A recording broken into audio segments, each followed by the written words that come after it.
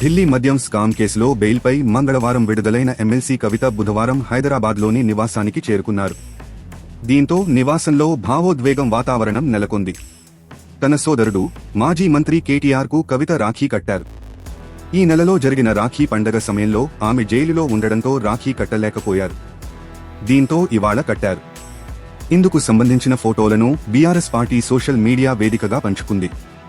చెల్లి రాఖీ కట్టడంపై కేటీఆర్ కూడా స్పందించారు. రాఖీ ఫీలింగ్ తీరిపోయింది అని ఫేస్బుక్లో రాసుకొచ్చారు. కవిత ఇంటికి విచ్చేసిన సందర్భంగా ఇంట్లో నెలకొన్న భావోద్వేగ వాతావరణానికి సంబంధించిన వీడియోను ఆయన షేర్ చేశారు.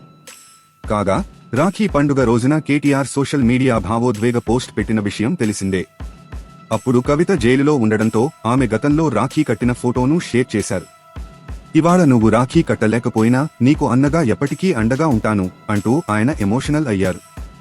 ఇవాళ కవిత రాఖీ కట్టడంతో ఆయన సంతోషం వ్యక్తం చేశారు.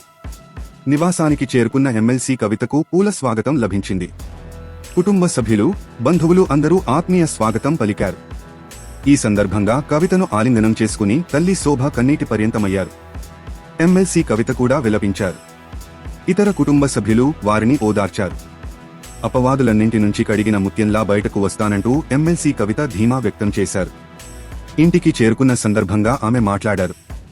నిజం నిలకడ మీద తెలుస్తుందని, ఆ రోజు కోసం పోరాటం చేస్తూనే ఉంటానని ఆమె అన్నారు. ధర్మం గెలుస్తుందని, కేసీఆర్ నాయకత్వంలో రాష్ట్ర వ్యాప్తంగా జరిగే పోరాటాల్లో పాల్గొంటానని ఆమె వెల్లడించారు. తాజా సమాచారం కోసం లైక్ చేయండి, సబ్స్క్రైబ్ చేయండి, నోటిఫికేషన్ల కోసం గంట సింబల్ ఆన్ చేసి పెట్టండి.